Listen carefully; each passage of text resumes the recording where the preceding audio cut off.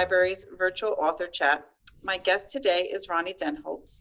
Roni is an award-winning, multi-published New Jersey author. She is also a member of the New Jersey Romance Writers. Roni and I first met several years ago at a New Jersey Romance Writers Conference. I am very happy to have Roni here today. Welcome, Roni. Why don't you tell us a little bit about yourself and what inspired you to start writing?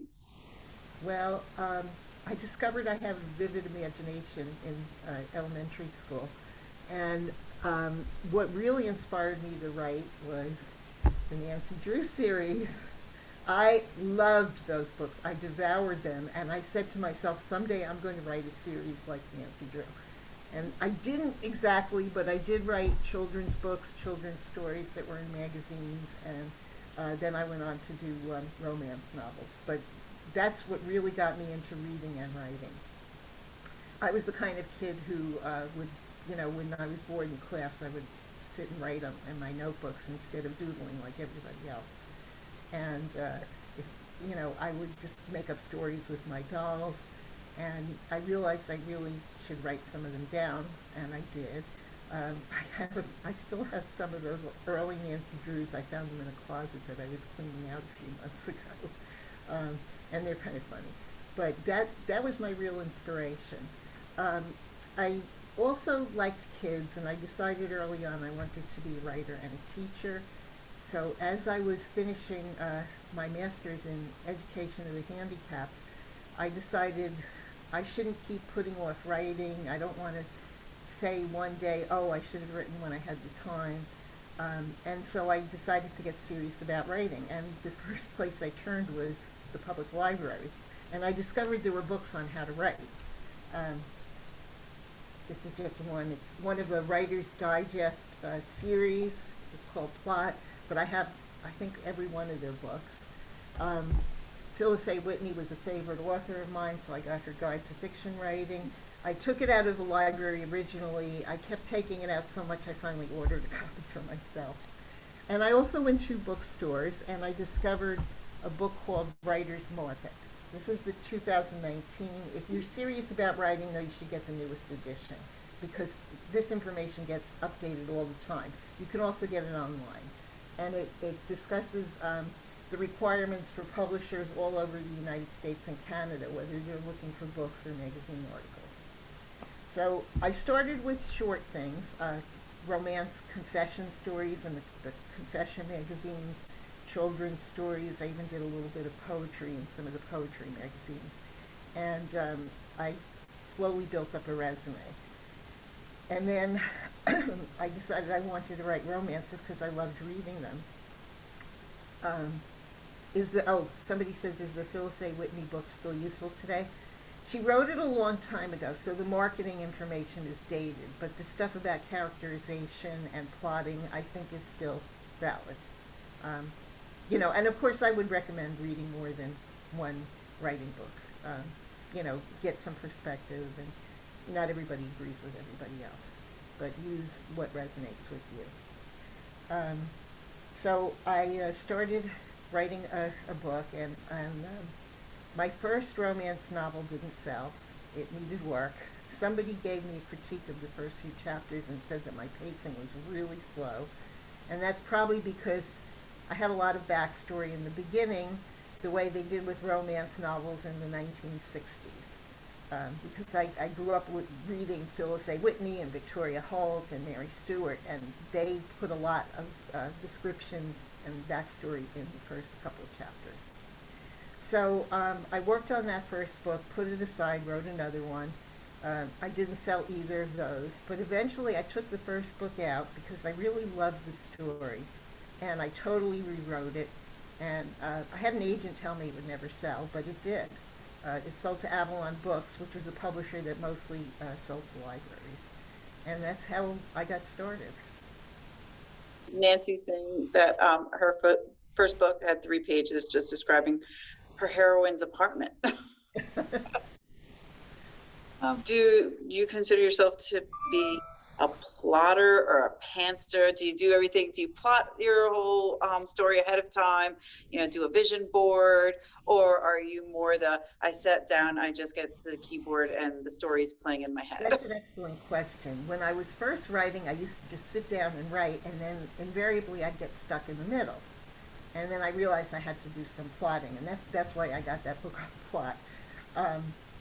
And then I would plot like meticulously. I had to know everything that was happening in the story. But then after my first few books, I sat down with a book that I had put aside, and I took it out, and I realized the first half was okay, but the second half wasn't good. So I went through that, and I kind of plotted the second half. So I kind of do a little bit of both. What I do now is I kind of have a rough idea of the plot. I kind of know what the beginning is. I know the characters, and I know that the end, because I know I'm heading for that goal. And then what I'll do is I'll just kind of write for a few chapters, and I'll stop. I'll do some plotting, and then I'll keep going. I'll write more, and then I'll do some more plotting. And it's kind of back and forth. Okay. And do you have a favorite character of all the characters you've written? Because you've written many. Well, I think if you ask me if I have a favorite characters, my first published book, that's always very special. That was called Lights of Love. So the hero and the heroine are very special because of that. That was the first one. And usually your most recent one is also, your favorite. I love the characters in my Lightning series because the characters have special abilities like ESP, astral projection, and those just came out recently, so right now they're my favorites. I have to say, not just writing children's books and and for adults, romances, but also your romances are such a variety. There's historical, there's contemporary, but there's contemporary in different settings, as you just mentioned, the paranormal. So that's a lot of variety. How do you come up with your stories? Well, I read a lot of different kinds of romances. I will read paranormals, historicals, cowboy stories. So I guess, I'm inspired to write different things because that's what I like to read. How do I come up with them? Sometimes I just, I used to think like an idea would like drop out of the blue and land on your head, but that's not the way it works. A lot of times it's something happens and you think, well, what if this happened and what if that happened? For example, one of my children's books is called Fire in November. It's about arson in a junior high. And I thought about that one day. We had an unexplained fire drill. We thought it was a fire drill. It was November, it was cold. They usually would announce, go through the lockers, get your coats, and then we'll have a fire drill. Well, all of a sudden the fire alarms were ringing, and we all had to rush outside. We were shivering, and the fire trucks start pulling up to the school. And the kids were going, yay, it's a fire.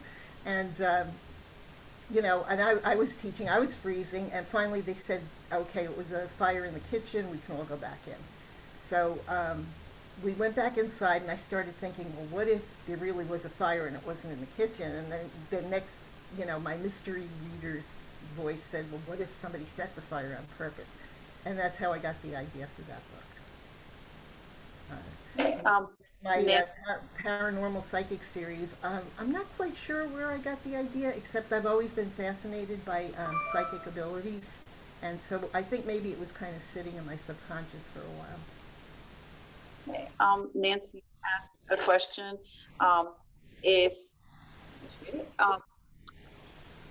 Do you find the same readers will follow you from historical to contemporary to paranormal?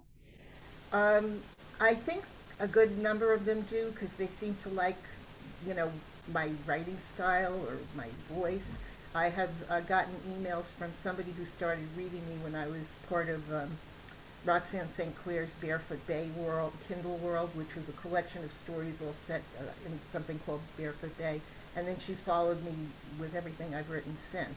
But there are some people who only read historicals or only read sweet contemporaries, and that's okay too. What was your publishing journey like? I mean, you described that you started in the magazines, but how was it to get that first call with the first romance? Yeah, You say it was that was special. very exciting. I think the fact that I had published in magazines and I had the children's books and even some newspapers, when I would meet an editor at conference, they knew that I had established myself with some editors. And so if I introduced myself and I gave them some of my national credits, like Baby Talk magazine or For the Bride, they knew that an editor thought I could write well, because otherwise they wouldn't have bought my work. So in that case, the editors I was meeting were asking me not just for a couple of sample chapters, but they would ask for the whole book when I met them. So when I met Erin Cartwright, who was my then editor at Avalon, she asked me for the whole book. And when she called me and said she was buying it, I mean, it was like the most thrilling day. I mean, I still remember, it was March 1st. I remember that day every year. And, you know, I got off the phone, I started screaming and jumping up and down, and we had a golden retriever at the time. He came running up to me like, oh, what's going on? And, you know, and we were celebrating together. And then when my family came home, the kids came home from school. My daughter had her license at that point, and she and my son went out and bought me balloons. And I had called my husband at work, and he came home with flowers. So it was a very exciting day. Oh, sounds like a great a great moment. Yes, absolutely.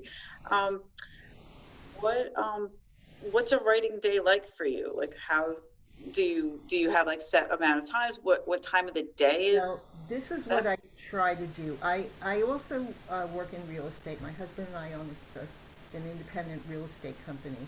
I have pulled back on my hours because now I have a granddaughter, and also you know, I'm at the point where I don't want to just go running and drop everything to show a house. I can, you know, if somebody calls me out of the blue and I'm busy, I can refer them to one of the other agents in our office.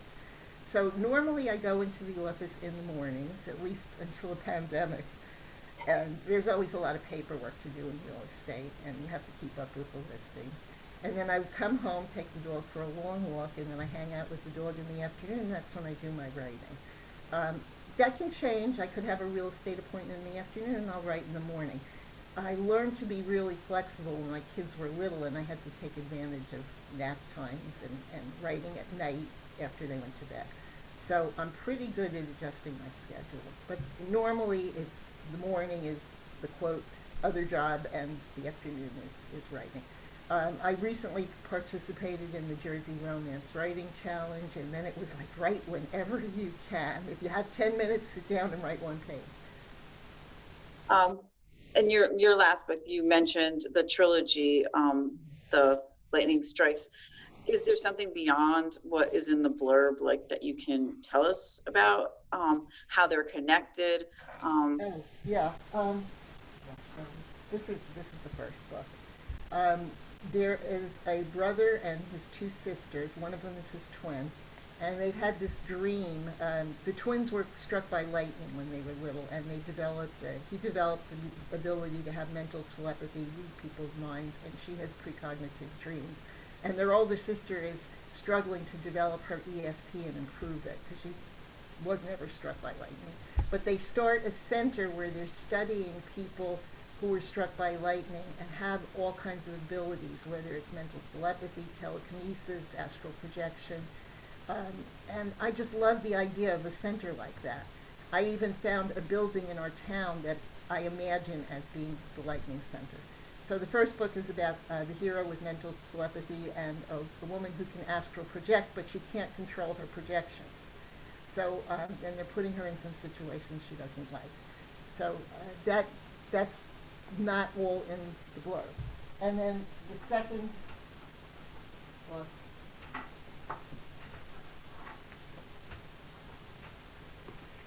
the second and third books, this is the older sister story. She's trying to develop ESP, and her the guy who she's fallen in love with can see auras.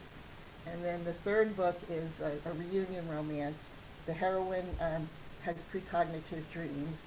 Her old boyfriend is opposed to the Lightning Center because he believes there's no such thing as psychic phenomena. But he learns otherwise. I'm sure. Um, They sound very, very fascinating. I really haven't seen too many ESP books, and the family connection must be fun to write those when there's always siblings involved in like trilogies. You know that that it always adds that extra layer, makes it more enjoyable, because the siblings are gonna give bits of information about the character, about the main character. People ask me how I wrote them so fast, and the fact is I didn't. It took me over 5 years to write these 3 books. I did other projects in between, but I published them close together. So, that's why it appears that I wrote them fast. I'm not a real fast writer. But how long does it take you to write one of your books? Well, first draft takes anywhere between 3 and 4 months. If it's a shorter book, if it's a longer book, it might take longer. And then the revisions take several months, at least. So I would say anywhere between 6 to 12 months, depending on the length of the book and how many problems I find when I go to revise. If it's a novella, I have done some novellas in 6 weeks. A novella is a short novel, and they could be like 20 to 25,000 words, so they're a lot shorter. Is there a genre, like a subgenre within romance, that you prefer to write, or that it's more enjoyable? I was reading up on some of the stuff you've been writing, and I saw holiday. You've written some holiday stories. Those are always really enjoyable to read. But is there one particular genre or subgenre that you prefer? No, I guess it's just what I'm in the mood for. I do like experimenting with different genres, and the holiday stories are a lot of fun because you can bring a lot of the joy of the holidays into the stories. What are you working on now? I finished, an editor at the Wild Rose Press asked me to do a cookie story. So I finished that and went through the edits that she sent me a few weeks ago, and that's a Hanukkah cookie story. And now she wants me to do an ice cream story for an ice cream series they have, and I finished that, and that one is with my critique partners, and I'm waiting for them to tell me what they think has to be improved. For you, what is the hardest part about writing, or what was, and maybe no longer is? Is anything involved as you've learned the craft? The story, because sometimes you're writing and you're writing, and then suddenly you're near the middle. It's not the end. You're not ready to wrap things up, and you're thinking, well, what can I do to make this part interesting? And some writer I read years ago said their advice was to throw in a dead body, but you can't always do that with a romance, maybe with a mystery. So I take that to mean throw in something unexpected. So I try to put in something that, a twist that you might not expect, like, the heroine loses her job. I did that with my novella, which is a Thanksgiving into Christmas story. I don't know, let's see if I'll get it. This is called Meet Me at the End, and the heroine, it seems on the surface to be very confident. She's an actress, but it turns out she has what's called Imposter Syndrome, where she thinks she really doesn't deserve her success. And when she suddenly loses her job because her TV show is canceled, it just throws her off, and she's afraid she's not worthy of the acting role. She's afraid she's not worthy of the hero's admiration, and so it throws her off. So sometimes throwing something unexpected is a good idea. So that middle section is probably the more challenging of the whole writing. Yeah, some people have trouble just getting started, like when they're looking at the blank page. Unfortunately, I don't have that problem. What advice would you give to a writer starting out? I would say read, and then write what you love to read. I mean, if you think romances are selling, but you really love to read science fiction, then write a science fiction book. You're not going to be true to yourself or the genre if you're just writing something because the only reason you're writing is that you think it's going to sell. Okay. What are you working on now? Well, once I get the edits from my critique partner on the ice cream story, I'm going to work on that. But I'm also working on a historical Western. Um, the Wild Rose Press is doing a series called The Wilder West. It's set in a fictional town in Wyoming. I happen to have visited Wyoming a number of years ago with my husband, and I took a lot of pictures, and I thought I was starting a book that was going to take place in the West in Arizona, and then when they, you know, put out this call for Wyoming stories, I thought, well, I could move the story to Wyoming. You know, it doesn't have to be in Arizona. I just happen to set it there.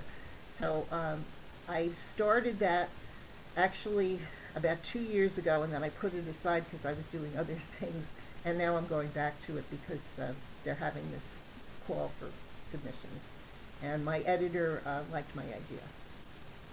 Do you have, you said this one you put aside for other, to start writing other stories, and the other one took you 5 years. Do you have several other manuscripts in the works? Or I have one that I finished years ago, and I always loved it. And some editors told me it was too paranormal to be contemporary. And that one has past life stuff, reincarnation. And then I had other editors who told me it wasn't paranormal and not I should throw in vampires and stuff. And I'm like, not in this story. Just so it's all done, and I'm thinking maybe I'll take it out, brush it up, and self-publish it. And that was my next question about publishing with publishers versus self-publishing. Have you done both, or have you exclusively done? My first books were for Avalon Books, and they sold to the library market, and they were a New York publisher. And it was a wonderful experience. I had great editors over there, and I learned a lot about the business. But they sold to Amazon. The good thing is now those books are out as ebooks, whereas before you had to get them in the library. You could go to Barnes & Noble and special order them, but they weren't, in the stacks. So then, from then on, I did some work for the Wild Rose Press, which is a smaller publisher than Avalon. And then I started doing some self-publishing, like the Lightning series was also, a paranormal that kind of fell between the cracks. It's not a vampire or a shapeshifter story. It's about normal people who have abilities, and publishers just didn't seem to like the topic. So I decided, you know what, I'm going to self-publish it. The books will be what I want. I don't want vampires in them. And they turned out well, and they've been selling well. So I'm really happy that I self-published that series. Is it hard to choose? I'm going with an agent and going through traditional publishing versus self-publishing, because it's a huge debate within the writing community. Which direction are you going to go? Is there one that you thought was easier, or are they both challenging? They're both challenging. I wouldn't say one is easier than the other. Thanks for scrapping the vampires. You're welcome, Lena. When you go with a publisher, they're using their money to do the cover art and the editing and everything. They have the control of that. When you do self-publishing, you have the ultimate control. You choose your covers, you choose your editor, and by the way, almost everyone I know has an editor, because you can't possibly edit your own work. You're not objective about your own work. But I like the fact that I could control the cover art because I had kind of a vision for the series. Whether you publish with a publisher or self-published, you have to promote your books. You have to get on social media, you have to do some advertising, you have to put some money in it. So, that's something that everybody has to do, unless you're like Harlan Corbin or Nora Roberts. And by the way, I grew up in the same town as Harlan Corbin, but we didn't go to high school together because he's younger than me. But every once in a while I'll post on social media, I went to the same high school as Harlan Corbin. So I'm trying to think, so would it be Picking your cover, one of the other authors, she went in a unique way. She went through a contest, in this online contest, to get her cover. How did you get your cover Well, design? the person who does my formatting and my editing does cover art too. She has a graphic arts program. I'm not good at that kind of thing. So what I did is I went to, there's several sites where you can get royalty-free images, and I went to Shutterstock and Deposit Photos. I think those are the two I use the most. There was a third one I used also, but those two I go to on a regular basis.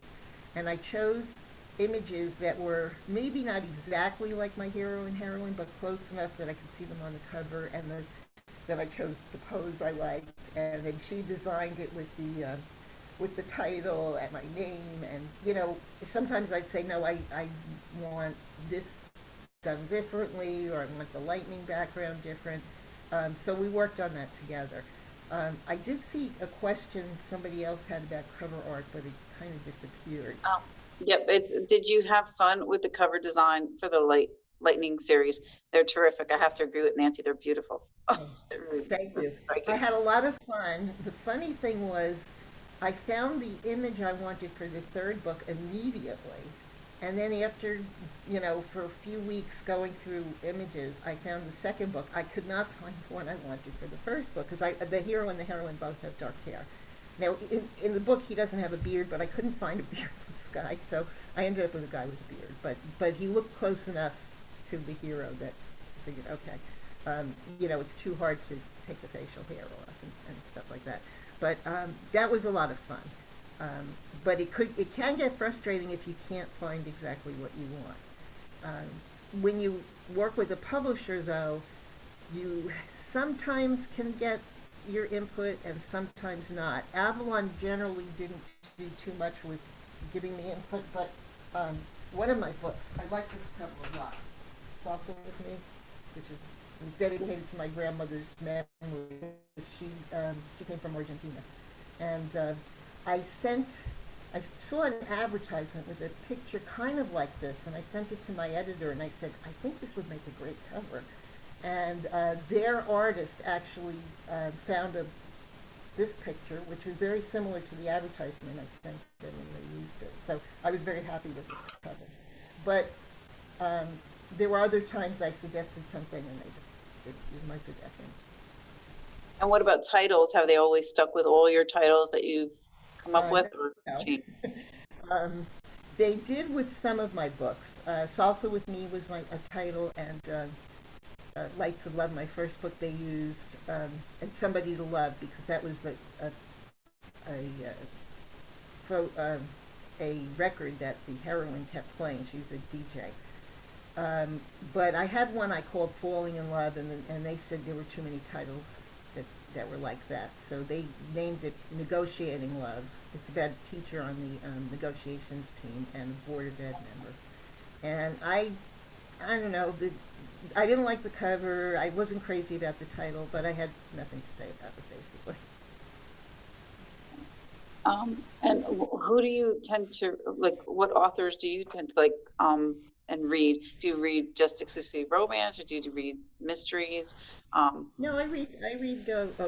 No, mostly romance. I do read some mysteries, occasional science fiction, and I do read nonfiction. I'm reading one on decluttering for creative people, because that's a constant battle for me. I love Nancy Harkness's books. I highly recommend them. She writes contemporary.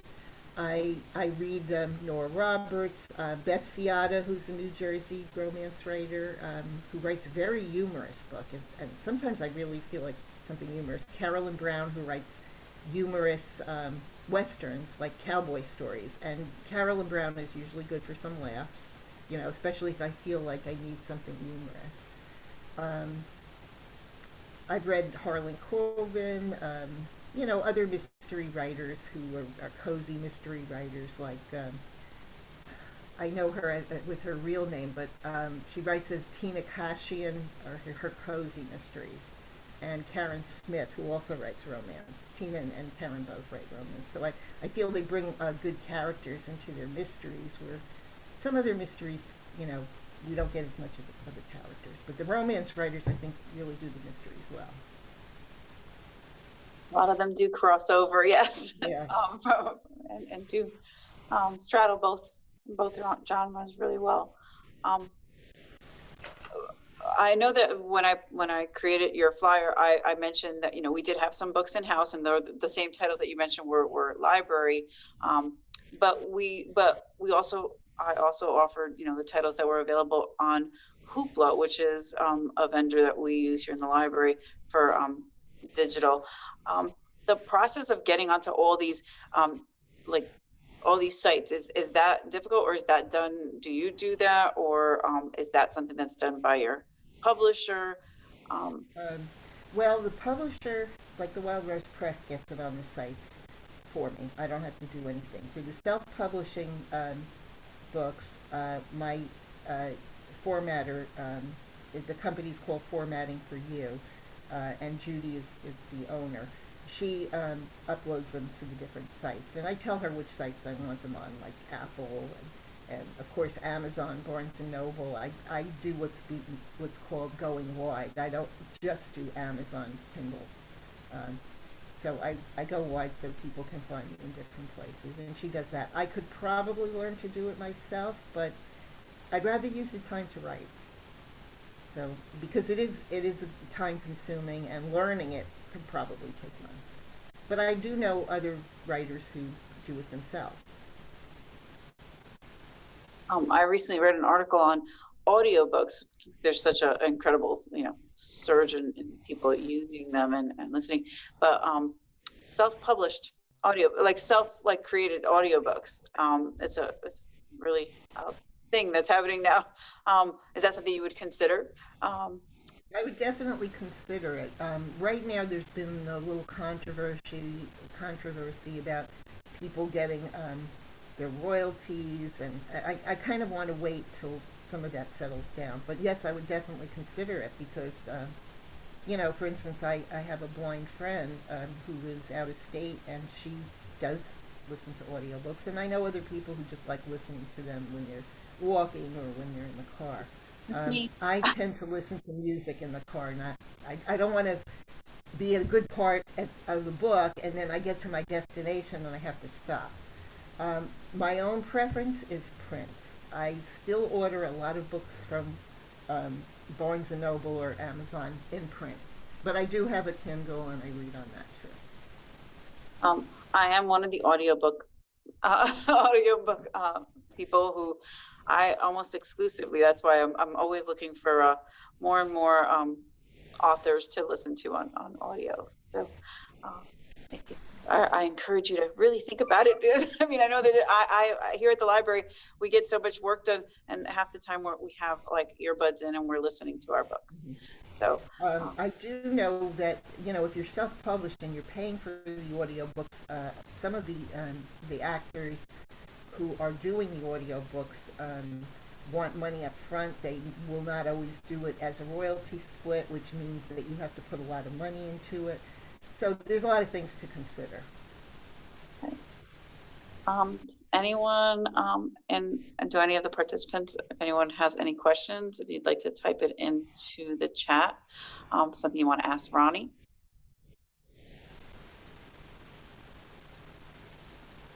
If you're interested in anything about how to oh, get published, oh yeah, answer questions. Rose. I taught a writing for philanthropic class for a while. Okay. Rose is asking, what is your revision process like? Well, one of the things I did when I taught writing for fun and profit in the local adult school was I made up a checklist for when you go to revise. And so when I go to revise, I reread that checklist, even now.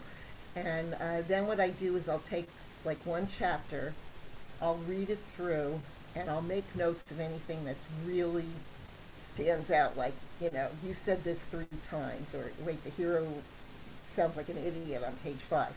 And then I'll go through it again slower and make the corrections and, you know, catch anything else. And then I'll go on to the next chapter and do the same thing. So that basically that's how I revise. It's like look at the big picture and then look at the smaller picture. Lena's asking, what was harder, writing Sweet for Avalon or ramping up the heat for your indie and Wild Rose Press books? Actually, writing Sweet was difficult. I tend to write a little spicy, not like really erotic, but a little bit spicy. And with Avalon, they had to be sweet, what they call sweet and wholesome, because they were in the library. This publisher did not want any sex scenes at all. So, there was a lot of chaste kissing, hugging. So some of that was hard because, I might want to take it further and then say, no, my publisher won't allow that. So that was harder. After Avalon sold to Amazon, I did write a couple more traditional romances because I know there are readers who do like those. Rose asked, how long does your revision process usually take? Probably anywhere between 2 and maybe 6 months if something requires a lot of revisions. My editor for my self-published books, she's truthful. She'll tell me, the hero isn't being heroic in the last half of the book, and then I have to do a lot of work because she's objective. She's also an award-winning author, and I know she knows what she's talking about. But if it's a short novella and my editor doesn't think there's too much to revise, I did one in a month. And that was like 20,000 words. You're welcome. Nancy is asking, she says, you're a huge animal lover. Do any of your books include animals? Yes, a lot of them do. The hero or the heroine would have a dog or a cat, sometimes both. My first book, she had a collie, because my family always had collies. In my second book, she had a golden retriever, because at that point our collie had died and we had gotten a golden retriever. So a lot of the dogs I've had have cropped up in other books. One of my westerns, the hero has a dog very much like our dog. Our dog is named Rawhide. He's a hound mix. I live in Flanders and recently read that there are paranormal sightings along the railroad tracks. Are you aware of these? Yes. Also, I didn't hear where you said one of the paranormal books took place in town. Where was that? You're talking about the legend of the Hooker Man. And the kids in the high schools go to the tracks and, like on a full moon, and they'll look for him. There have been many sightings of lights on the railroad tracks, especially some of the abandoned railroad tracks.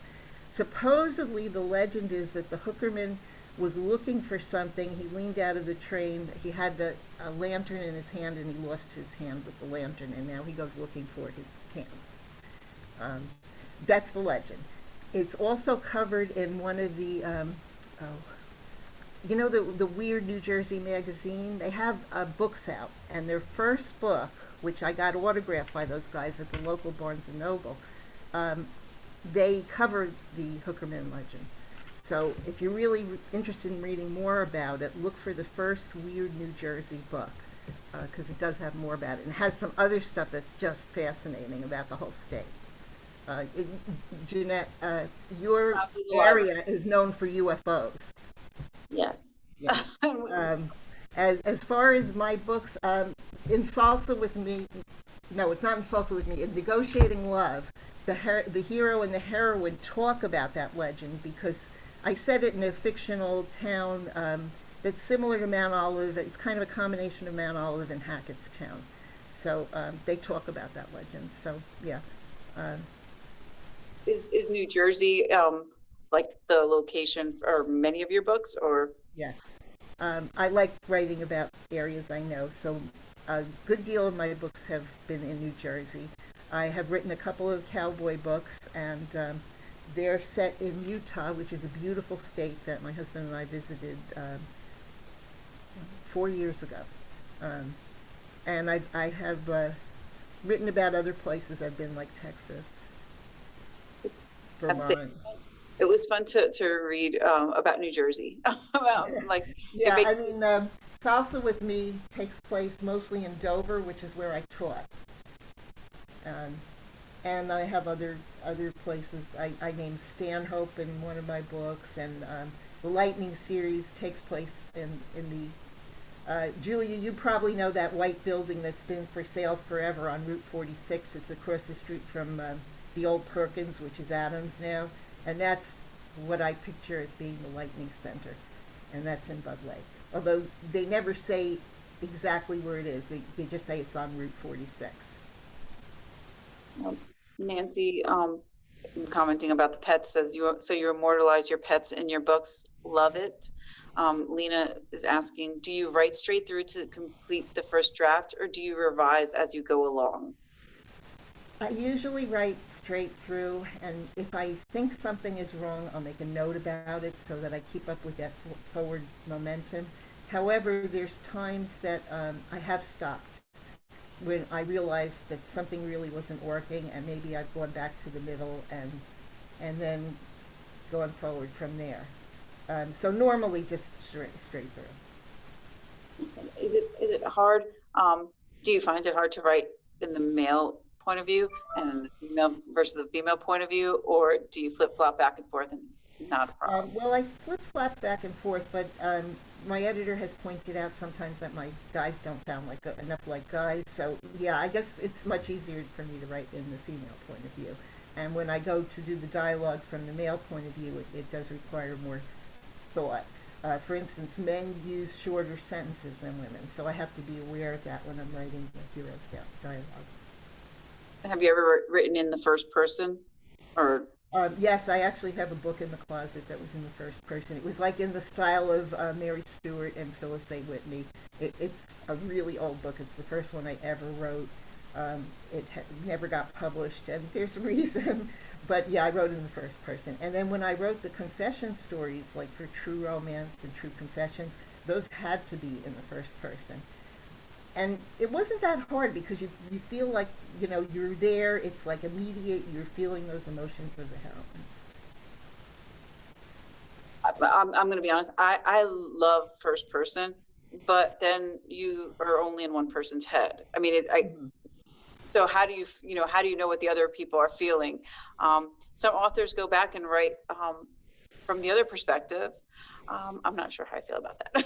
It can be confusing. I mean, in those old Gothics, they didn't want you to know the other person's viewpoint because you were wondering, who was the killer, who was chasing the heroine. So there was a reason they wanted those in the first person. For momentum and for, yes, that would definitely and the build. confessions, those were just standard because they were supposed to be, you had to sign a thing that said that the story was based on something true. It didn't have to be your story, but it was based on something that had happened to someone you knew. Oh, very interesting. Would you ever go back to writing a children's book now with your grandchild? Yeah, I think I would. My daughter asked me that question. When I was teaching, it was easy to be in the viewpoint of a child and to know the language that they were using and stuff. But then, after my kids got older, I didn't really want to write for teenagers, and then I was further away from that. But now that I have a granddaughter, as I could see that as she got older, maybe I would go back to writing children's things. I would have to go back and read a lot of what's currently being published because, of course, a lot of the children's stuff I read was from years ago, and things change. Was it hard writing children's books? Yes. It's very hard to make something interesting in a short amount of words. And also, you had to make, a lot of my books were used in reading classes because I was a remedial reading teacher. So I had to make it easy to read as well as interesting and as well as short. And that was difficult. I had to do multiple revisions on some of those books. But I had a lot of fun with them. I wrote diverse characters. I had a lot of fun researching wheelchair basketball, for instance, for one of my books, because I had a character who was in a wheelchair. And I think that book ended up being a lot of fun after I did the research and tried to figure out how the mystery was going to be solved. Any other questions, any of the participants? I'll just add, if you want to write, the library is a great place to go for resources. I don't know, you probably have some of these books in the library, Jeanette.